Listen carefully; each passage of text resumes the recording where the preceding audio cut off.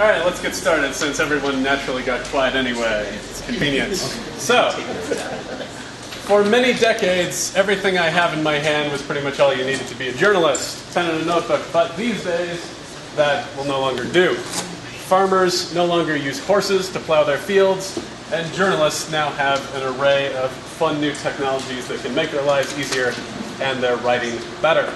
Now, new technology, and I want to emphasize this point, is also good if you like food. Now, why? Why is that? Because to get food, you need money, and to get money, you need a job. And to get a job these days, you may just need to know how to tweet.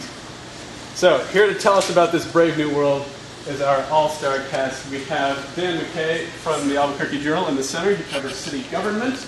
Jeff Proctor, also from the Journal. He covers crime and also city government, I imagine. Yes. Sort of everything. Criminal justice, primarily. Criminal justice. All right. And Trip Jennings over here has not worked for the Deming Headlight, but I think has worked for just about every other organization in New Mexico. He's currently the executive director of New Mexico in Depth. Would you gentlemen describe a typical day with you and social media? And let's start with Jeff first. Okay. I'm a Twitter guy. I'm like a lot of journalists, and that Twitter works way better for me than Facebook. I actually do not have a Facebook account. So my day, usually, I was just reading something on Twitter this morning about how a lot of people are connected to the internet and all that before they get out of bed. Like you're looking at your smartphone before you even wake up and have a cup of coffee, and that's definitely true of me. That my Twitter account's the first thing I look at every day. I use it to read the kinds of stories that I'm interested in. I follow a lot of other cops reporters around the country, and I want to kind of see what they're doing is one of the first things I do. I use it to tweet out my own work, and I use it to tweet out my colleagues' work and other stuff that I'm interested in doing. And then I typically won't look at it for a little while. I make a lot of phone calls, drink a lot of coffee, and then when I get in, it's the Twitter account, something that's on my work computer screen all day. I'm also fairly new to Twitter. I think it was, I got on Twitter last year, and Russell Contreras welcomed me to 2008, which was pretty awesome. And yeah, I use it. I follow some of the people I cover to kind of see what they're doing, and I also follow, like I said, other kind of national cops reporters and other journalists here in town too. And I've used it a lot. I'm sure you guys probably had some conversation this morning about where to break a story first, whether it's on your Twitter account or on your website. The Journal's policy is that the website first, always. So a lot of times I'll use our blog, and I'll write something really short, but as soon as the blog item is posted, I'll link to it in my Twitter account and send it out. So that's kind of how I use it during the day. You got lots of followers? Not as many as Dan. All right, well, let's talk to Dan then. What's a typical day with you and social media? I would say that Twitter is, if I have the time, Twitter is the first thing that I do is, log into my Twitter and pretty much go through and see what kind of news is going on. I know that Twitter may be a generational thing. There are a lot of people my age and older on Twitter, and there are some people, some teenagers and really young people on Twitter, so it could be that you guys are kind of in between and not as into it, but it works really well as a news feed. It's pretty much kind of replaces the AP Wire. When I first started a long time ago, I would, inside the newspaper we had links. You could call up the Wire and check out the State Wire or the National Wire or whatever. And Twitter has basically turned everything into a news feed. So the first thing I do in the morning usually is try and go through as much of my Twitter timeline as I can. During the day, and I will, I definitely use Twitter sometimes even before I go to bed. The Journal tends to post its stories online at midnight or right around midnight. So if I haven't gone to bed before then, sometimes I'll find the link to my story and tweet it out before I go to bed. So I'm using Twitter a lot of times at the beginning and the end of the day. So anyway, after checking to see what's going on, it's a good way. Sometimes other reporters will give away what they're working on. There's kind of a fine line between wanting to let people know what you're doing and trying to make them interested in what you're doing, but also the newspaper, especially now, wants us to try and have exclusive content and cover things that other people aren't doing. So if I think I have something by myself, I'm not likely to give it away on Twitter. But anyway, so I do all my basic reporting work. Like Jeff, I usually have a tab that's open all day with Twitter. I'm not necessarily following it all day, but I'm trying to. Certainly, if I haven't had a chance by lunch, I'll check back in and try and see what else is going on. When I'm covering news events, I use social media like Twitter. City council meetings have a lot of dead time. I cover City Hall. And so that means going to a lot of government meetings, and I will use Twitter to make jokes about the city council or say what they're doing, things like that. And also tweet out. I might do some little blog posts during a council meeting or after a council meeting, and I'll tweet the link on Twitter. In terms of Facebook, I think a lot of reporters do get tips from Facebook, and I do occasionally. I'm not on Facebook as much as I am on Twitter. I tend to use it more personally. You can find lots of photos of me with drinks in my hand on Facebook, so I try not to accept a lot of friends who are work-related, although I'm thinking that I may end up changing that because it is, the longer... Well, things are just changing so much that it's hard to keep, you can't really expect to keep certain things on the web private, and so I think I need to do a better job of cleaning up my image on Facebook before I open it up. Well, journalists don't drink.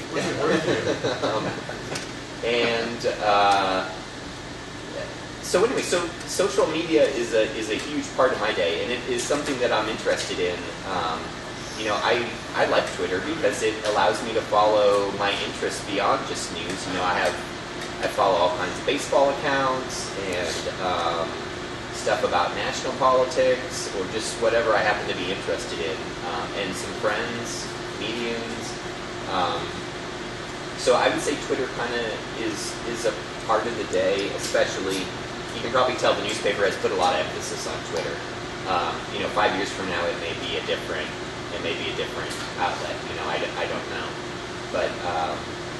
But yeah. So then at the end of the day, like I said before I go to bed, sometimes if my story's been posted, I'll tweet out a link, and that's about it.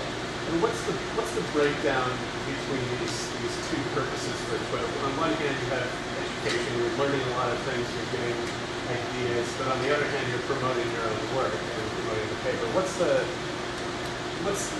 percentage usefulness, if that makes any sense, between those two axes? That is a good question.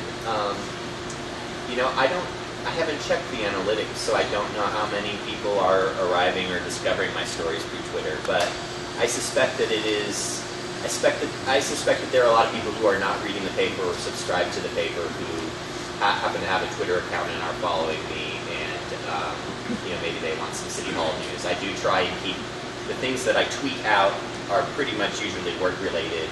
What the mayor and the city council are up to, or what I'm working on.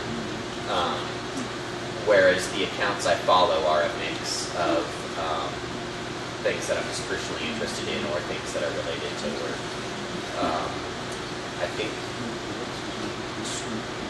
I don't know how to answer your question, but Twitter would be useful to me either way. If I had 0 followers and nobody paid attention to anything I linked, it would still be useful to me because I'm discovering news or getting ideas for things to work on out of Twitter. And by the if you were to split that, I think it is useful for me to tell people what I'm working on, even if I didn't follow anyone else. So this is pretty interesting. So these are two guys from the Journal, which is a classic, old school print media operation, and they are on Twitter all day or Facebook. Now, Tripp, you've had in recent years some experience with the brave new world of more online sources of journalism. What's a typical day like for you? Let me tell you, I worked with these two guys at the Journal. So, I mean, I was in newspapers for 20 years. So, you know, it's been a transition for me because I'm kind of old school journalist, but it's a new world. And John Fleck in the audience introduced me to Twitter way back in 2007 when I was still at the Journal, and that was back when people were calling it, you know, they were Twittering. Now you tweet. Now what you see up here is my TweetDeck account. And I follow about 470 folks. About 2/3 of them are news outlets. There are other people I follow. I'm not a big celebrity person, but I do follow Joss Whedon, you know, the Whedonverse kind of folks. And I have other interests, but if you know, this is almost one of the first things I will see in the morning when I wake up. I get on my laptop. I start with 6 tabs. One is Google Plus, one is Gmail, one is Facebook, Twitter, New York Times, and Goodreads because I like books. You know, so. And then during the day, it may add up to 20 or 30 tabs, frankly, depending on what I'm watching. Let me see if this works. Yeah, look, see? So I have 470-something people I follow. I have about 1,300 followers. If you'll watch me scroll across, anybody who knows about TweetDeck knows that you have your timeline right here. You guys see the cursor? Yeah. And then you have, you know, a box, a column where basically people are responding to you, and you have inbox messages, which I'll scroll across, because, you know, that's kind of like personal. Then I've made categories. So you have national and world news. You can make lists, and you can do this with Twitter too. TweetDeck is now owned by Twitter. It used to be it was a client made for Twitter for several years ago. Twitter eventually bought it. But I have several national and like The Economist, BBC News, Los Angeles Times.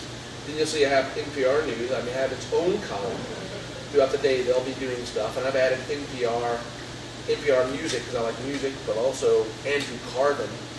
If you're somebody who likes news, follow Andrew Carvin right now. That guy is like, he's a freaking just machine. The New York Times. Then I have a column here where I follow these guys. New Mexico News. Outside Magazine, if you see up there, is actually in Santa Fe. That's why I put them there. The Albuquerque Weather, there's Kate. Now here's my Joss Whedon crew, the pop culture folks. And the Joss Whedon folks. You see Adam Baldwin, who was on Firefly. Anybody ever watch Firefly? Yeah, so all right, cool. Then I've got Atul Gawande, who writes about healthcare for the New Yorker. Just because he's a physician, and he's very interesting. He writes about healthcare. I cover healthcare as one of my interests. New York Times Arts, Science and Tech folks, Middle East news, Al Jazeera, which actually does a really good job of some of the stuff on Middle East. And there's another thing about Twitter. Twitter is one of these things where you have this universe, it's like a fire hose of information. It's like putting your face next to a fire hose and trying to swallow all this information. And you have to know who you can go to. Al Jazeera does some really interesting reporting from the Middle East. A lot of BBC alums there. Healthcare. News, that's my Facebook news feed right there.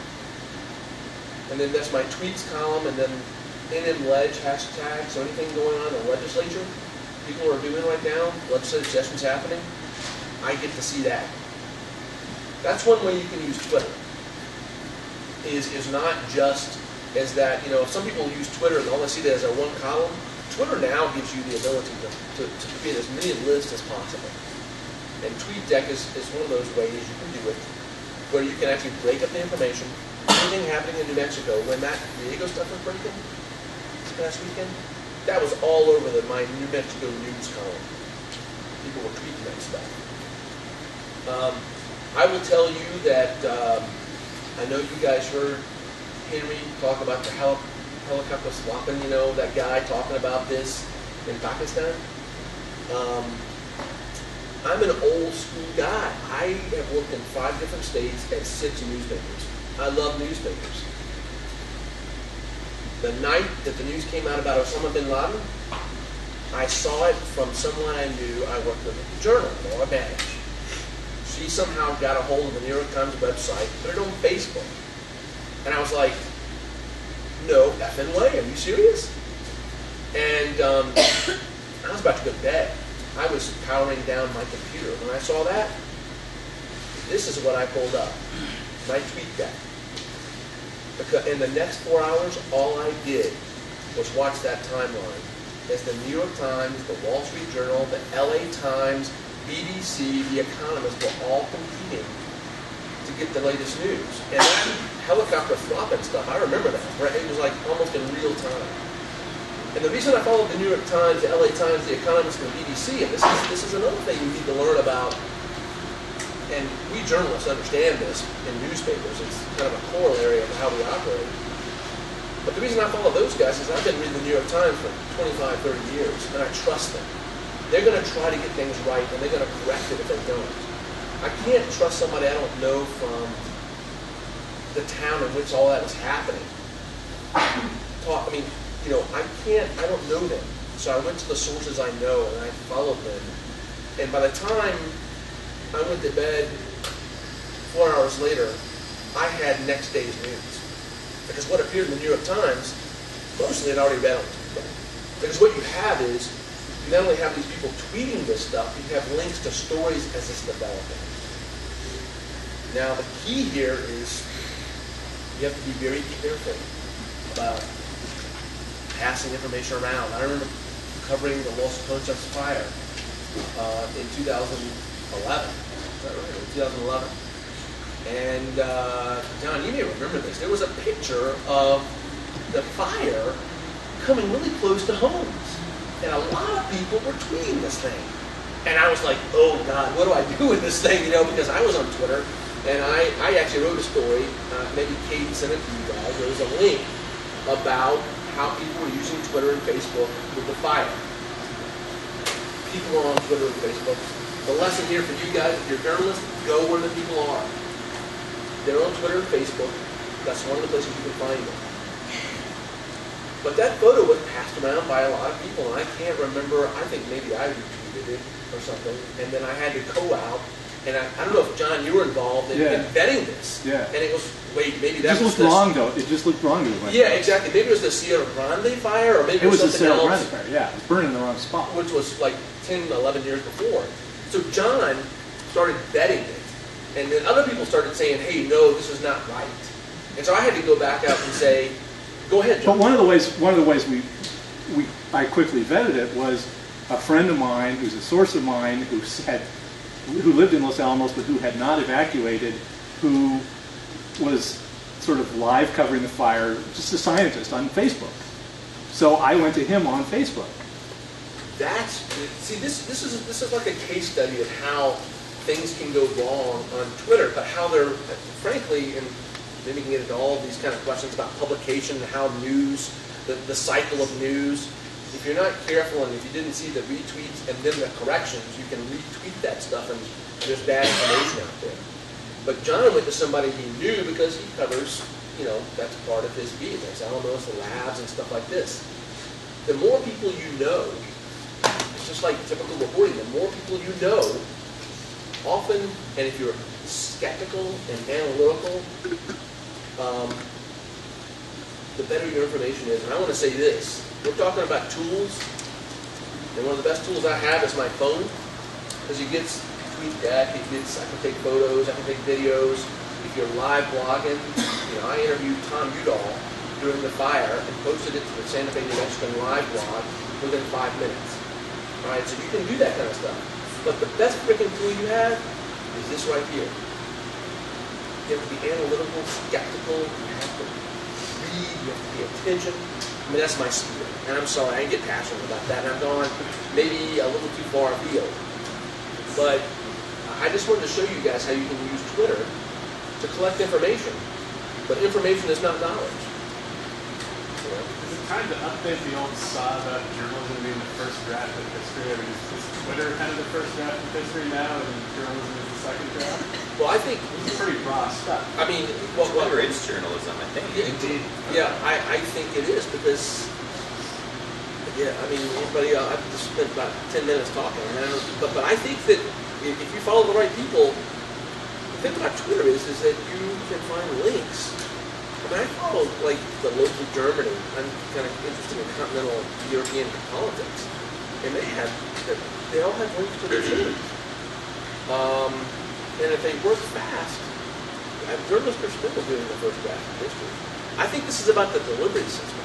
It's not about journalism at its heart.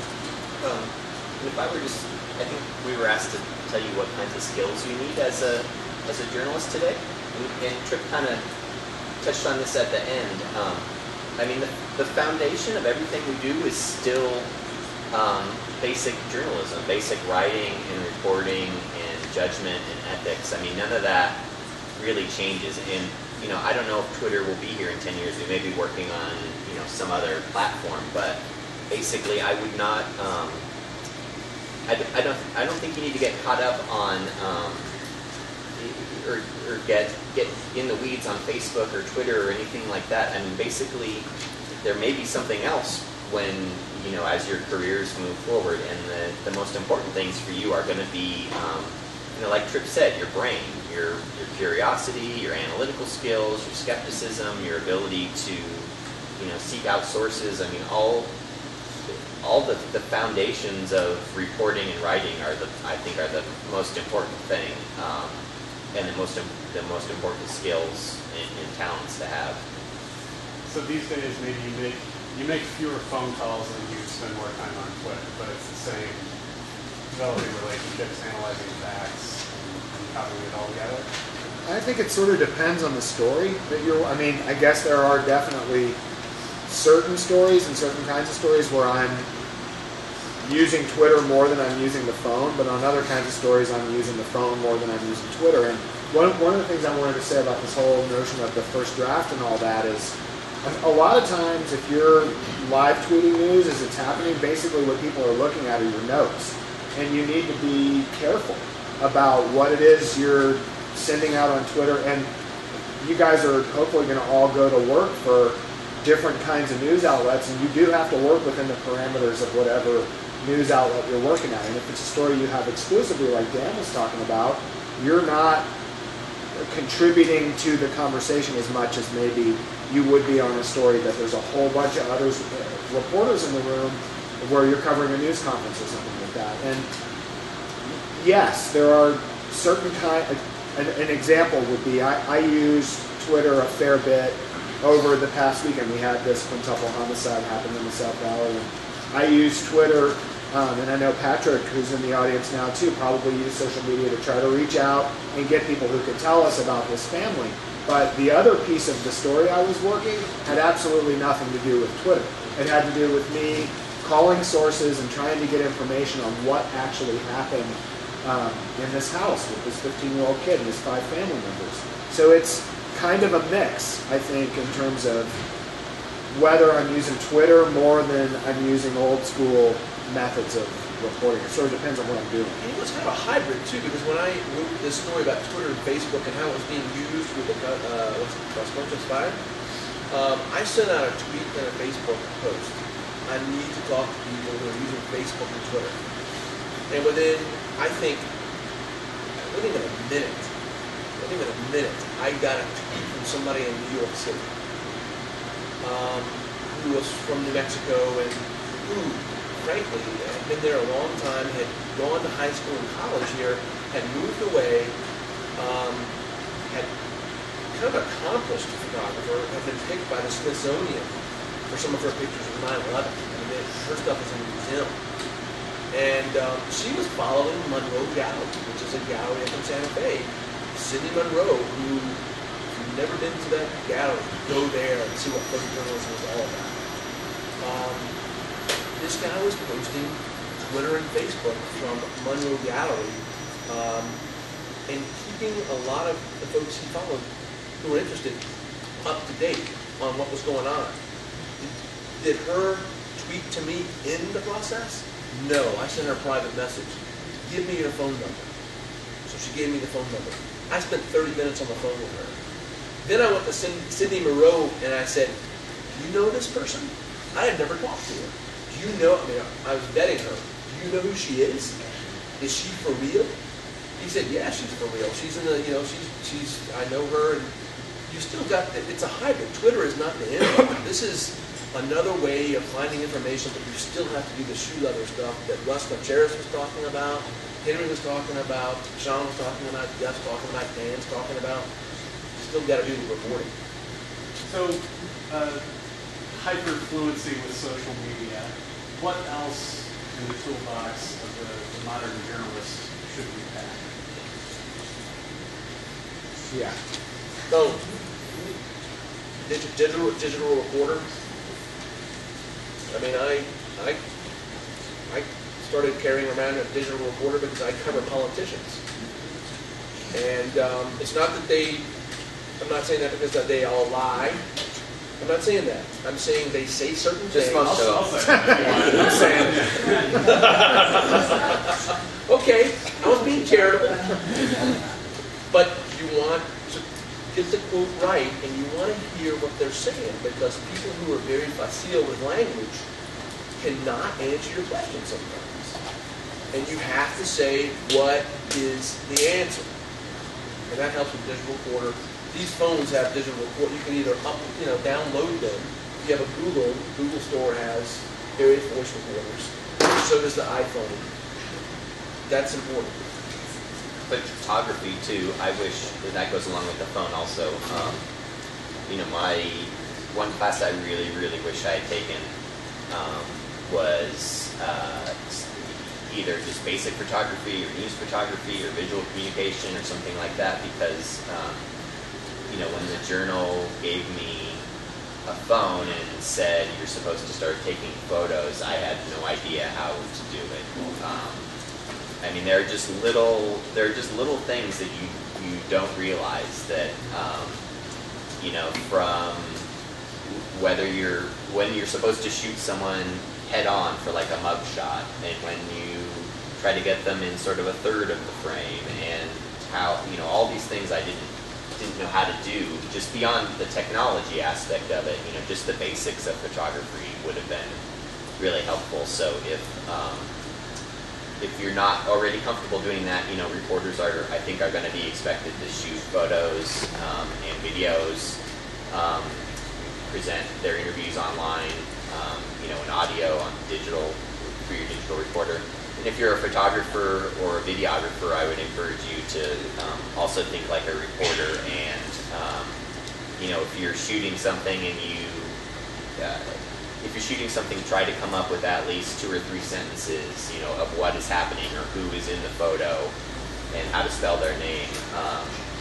Photography, it was a whole new world for me, and it's a lot more difficult than I expected. It's hard to take good photos, maybe some of you have a better handle on that than I did, but I'd be prepared to work in different media. A couple of things I'd say about the phone. If you're going to do video, get one of those little stands, because if you're just holding the phone, the video is going to turn out real shaky and it's going to be all Blair Witch Project. So definitely get a stand to do that with. And one of the things I want to say about using the phone and us trying to tell stories in different ways now, it's freaking sources out. Like, I showed up yesterday to interview the police chief for a story I'm working on next weekend, and I'm slapping the phone in the middle of the table to do a recording. There's a photographer with me who's setting up a video camera and doing stills. And he's like, I thought this was just a print interview, And it's like, no, we're doing this in a lot of different kinds of ways now. And the recording device on the iPhone is really great. It works great. And here's a pro tip. If you're going to use the recorder on the iPhone and you're going to set it in the middle of the table while you're interviewing somebody, put it on airplane mode, because if a source texts you in the middle of the interview and their name pops up on the phone, the person you're interviewing gets to see. Just something I learned recently. The hard way. So put it on airplane mode before you turn the recorder on and set the phone in the middle of the table. Or give them code names. I got a lot of that too. But. I think I've got a big butt in my phone, and a J, and like whatever just funny, goofy name that you won't forget. But yeah, the phone is a great tool, and it does do a whole lot of different kinds of things. And also, like for me, I'm a cops reporter. There's a scanner app for the phone, like a police scanner app that I've got.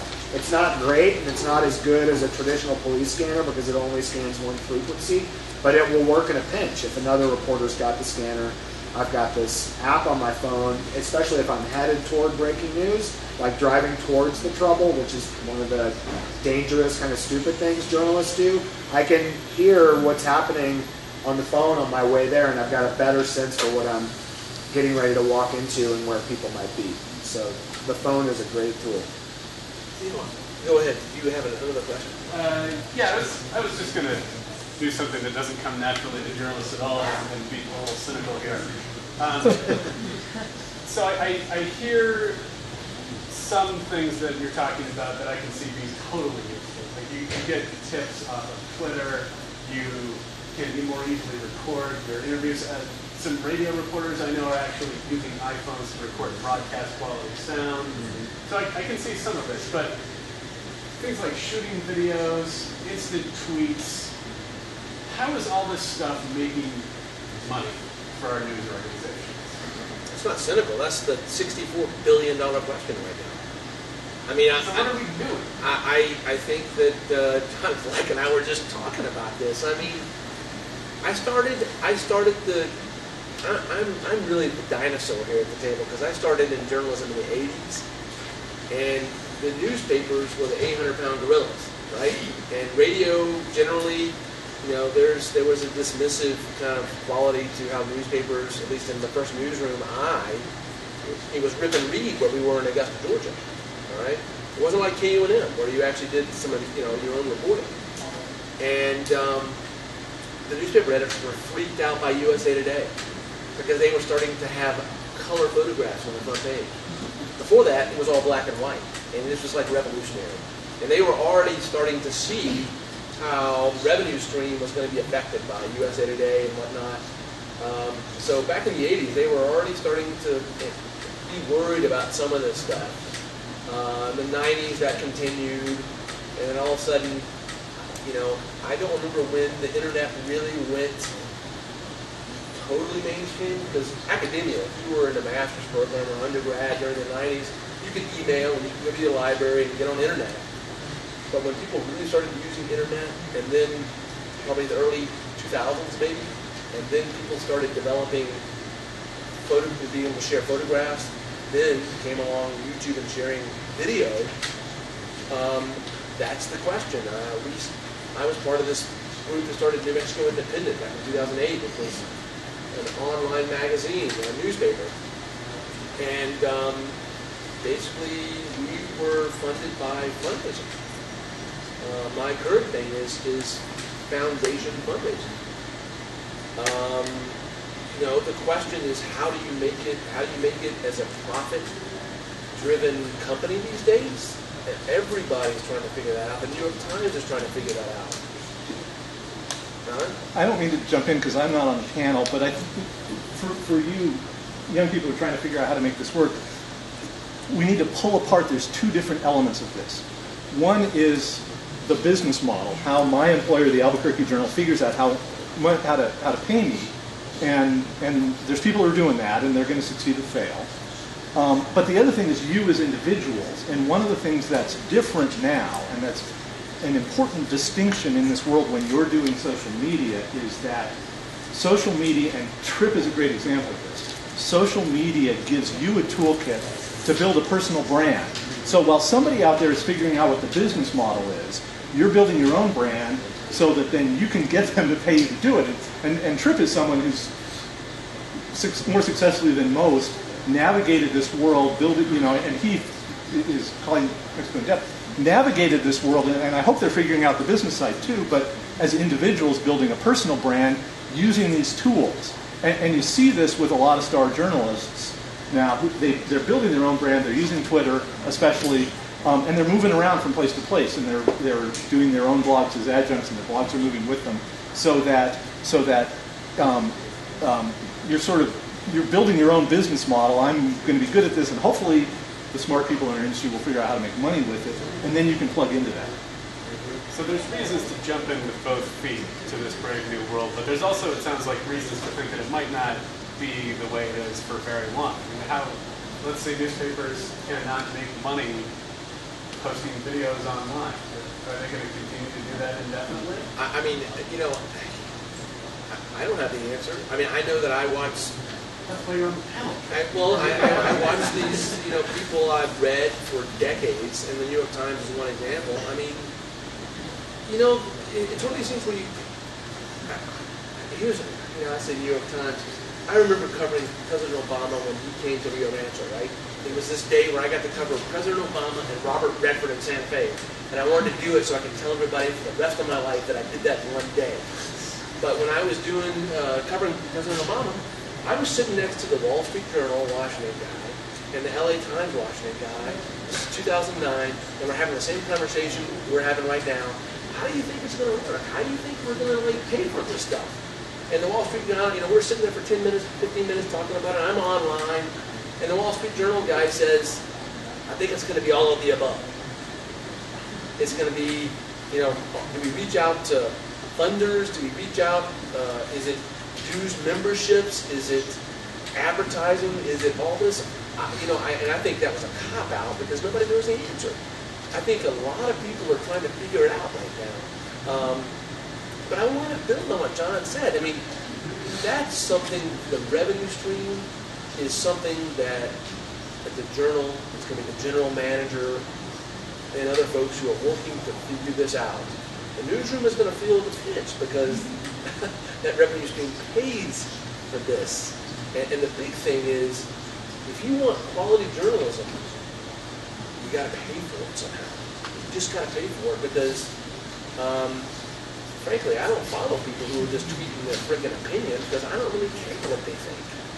I want people who kind of know what they're talking about, who've done research, who've dived into the data. I think as reporters, our job, I feel like my job when it comes to the question that Peter asked is to try to make myself as useful as possible and as interesting as possible to people.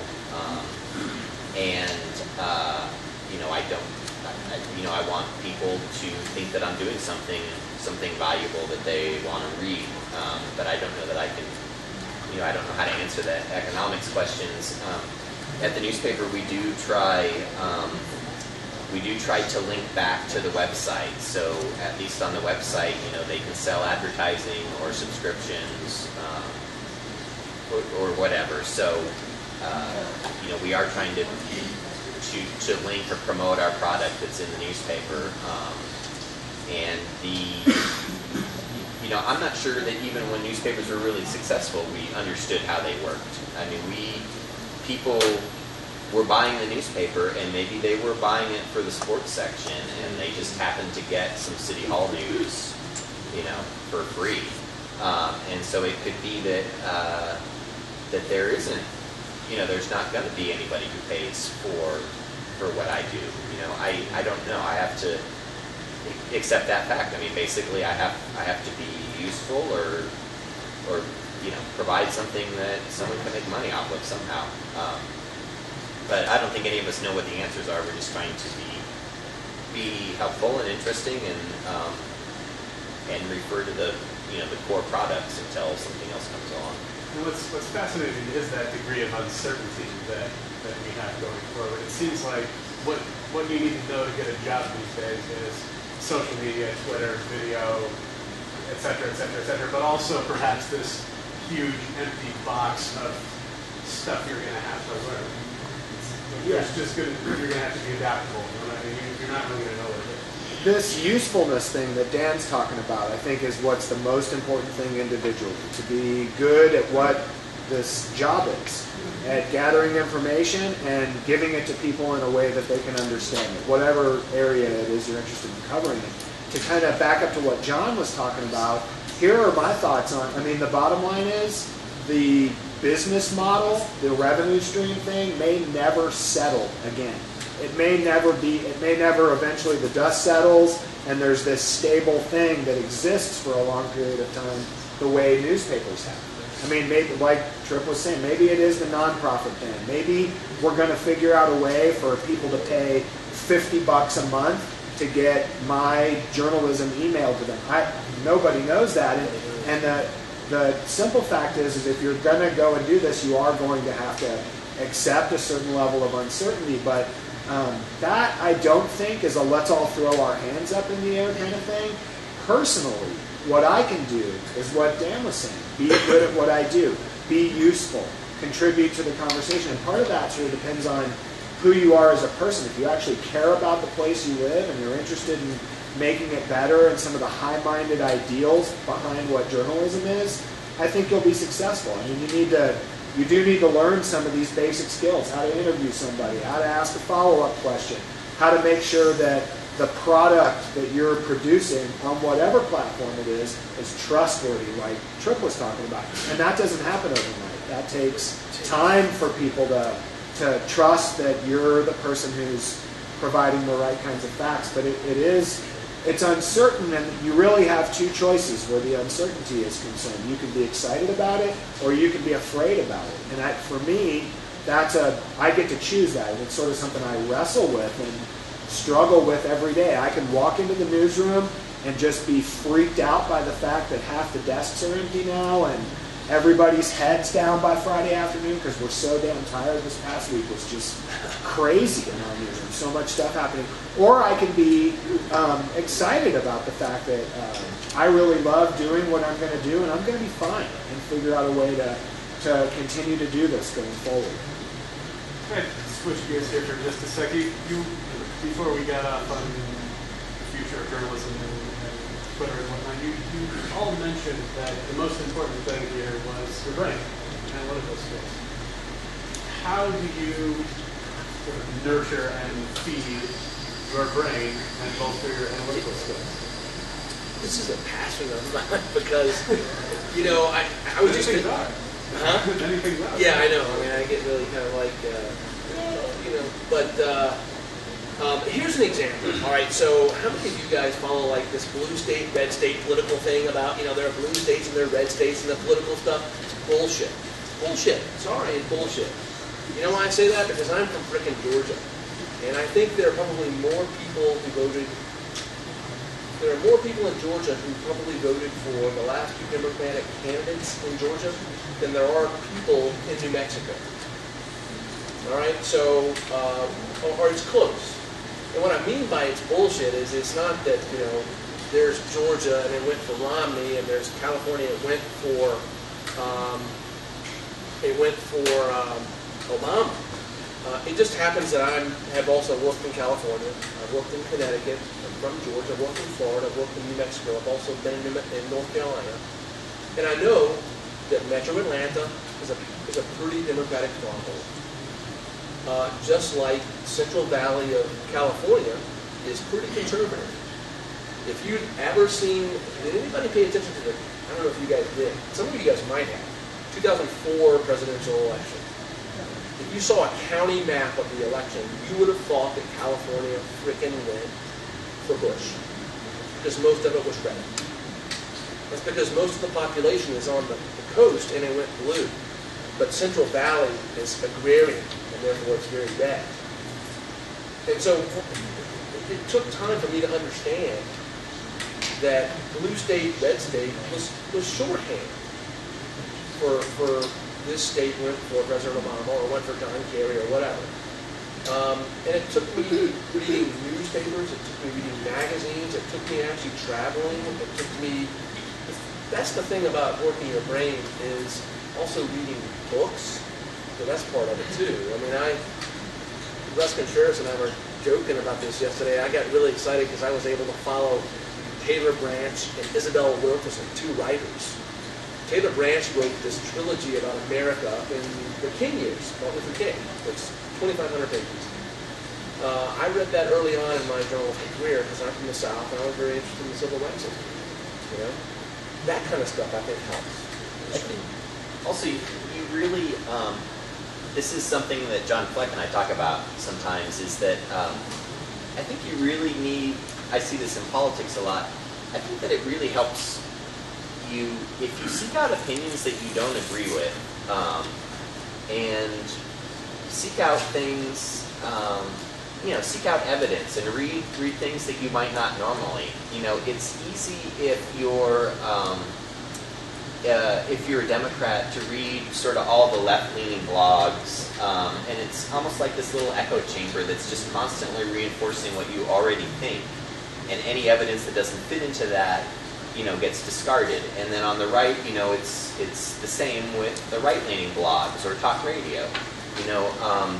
I think that it's important when it comes to developing your brain is to try and whatever it is that you're interested in, maybe try to find out something. Try to seek out something you wouldn't normally, it's, I don't know.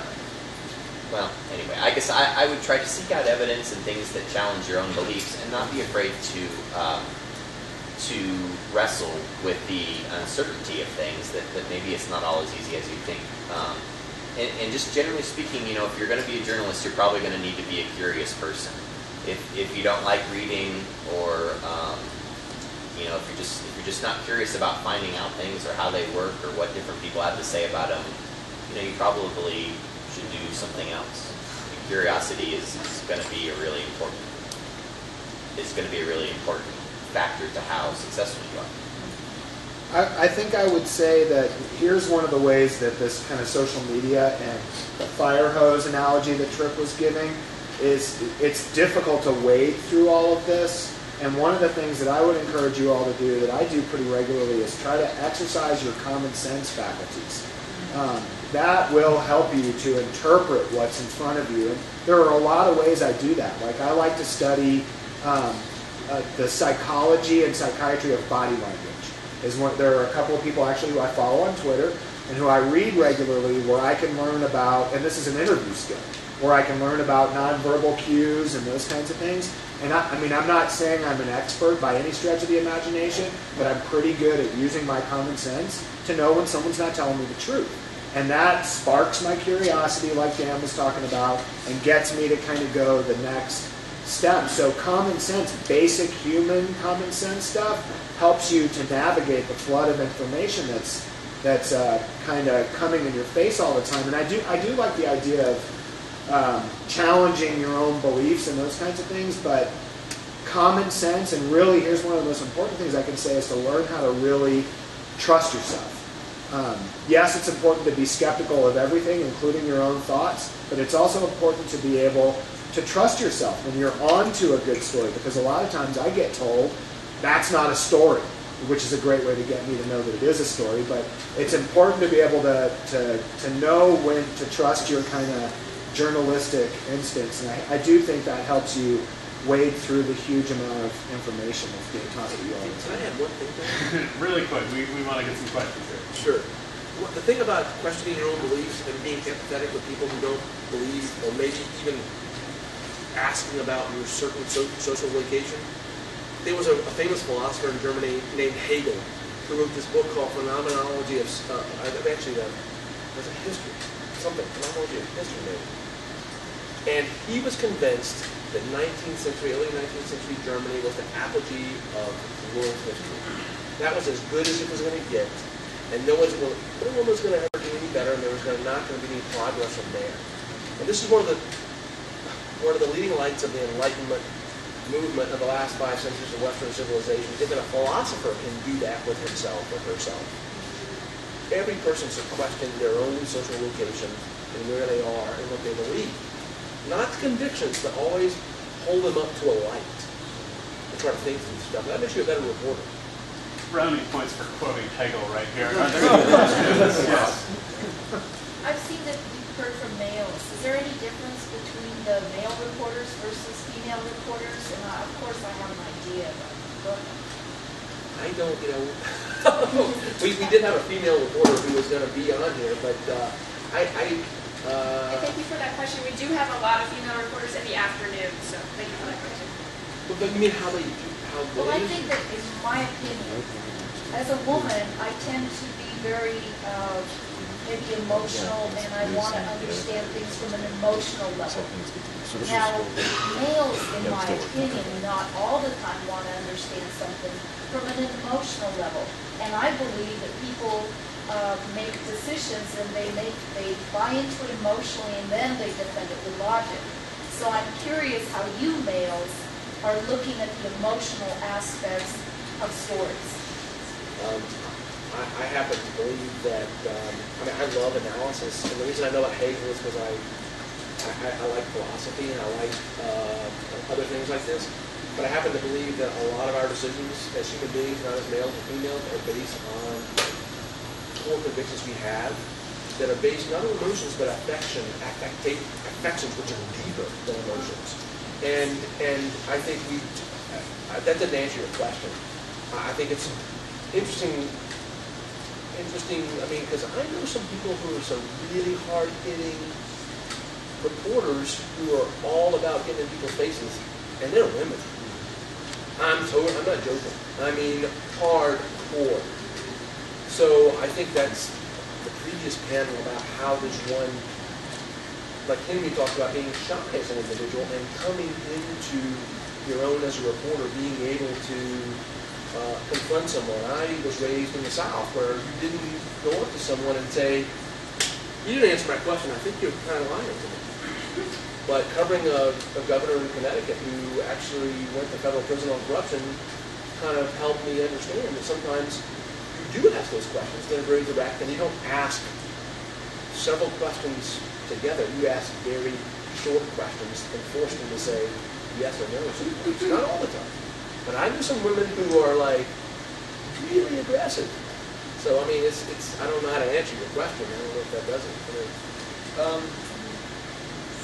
Yeah, I don't know how to answer your question either, but I would say that it does go to the just to this core idea that, as a reporter, you ought to be skeptical and challenging even the things that you take, and that can apply to being a man or a woman. I mean, if I'm covering sexual harassment or involving a male supervisor and a female employee or something like that, it is worthwhile for me, I think, to sometimes say, well, am I reacting to this in a certain way because I'm a man and I do things,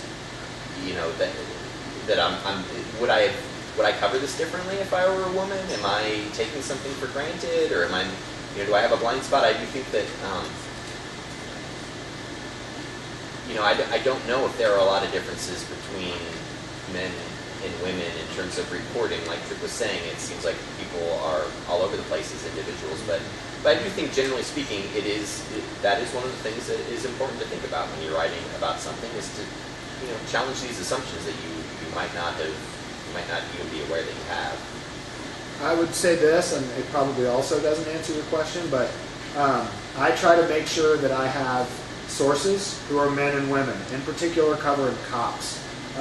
Female cops are a particular kind of breed. It's a very macho kind of world, and it's super male dominated, and I try to make sure that some of the people I'm checking in with, and I do this to do exactly what Dan was just talking about, which is challenge my own beliefs and my own come-froms and my own stuff that I kind of walk through life with. Part of what I do is make sure that if I'm writing about a particular topic, use of force, for example, I check in with a female cop source to ask, hey, am I on the right track with this? What's your take on this? And it gives me a kind of broader base to start from rather than my own narrow little column of thought. The smell of the pizza wafting in from the back means we have time for only one more question. Who would it be? Who answered all of them? Sorry.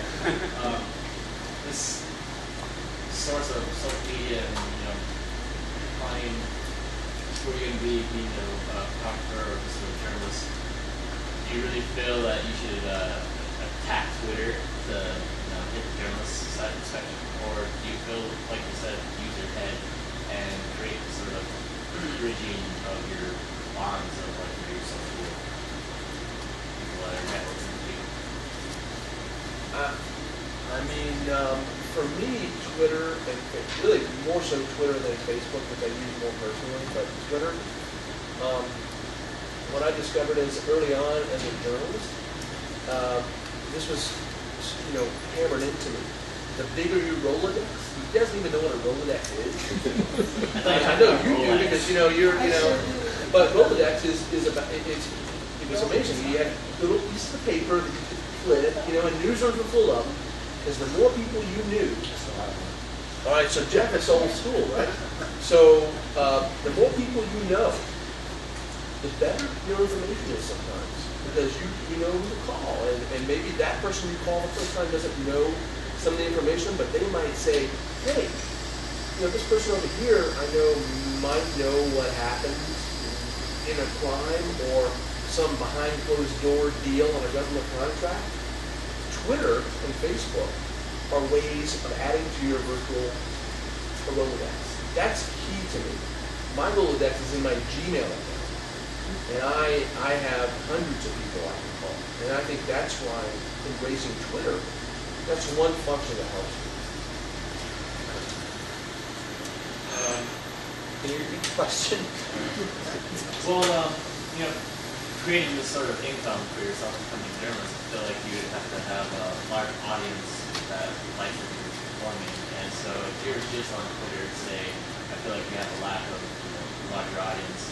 So that being said, like a Rolex, having this large amount of media, is that a good thing? Yeah, I think so. I mean, it's not everybody's on Twitter, and they're not all going to interact with you that way. I think Twitter is probably not the core product as a reporter. You're going to want to have a website or a paper publication or a video show or whatever. You're probably going to want something like that, and Twitter is more like just another offshoot of that, or Facebook is, or Reddit or any of the other stuff that you guys are on. Did I pronounce that right? I haven't even used Reddit, but is it on the? It's on the internet, right? It's on the webs, yes. Right out there on the webs. Jeff, anything to add? No, what Dan said. Sounds good. That's all the time we have. Please give the panel a hand.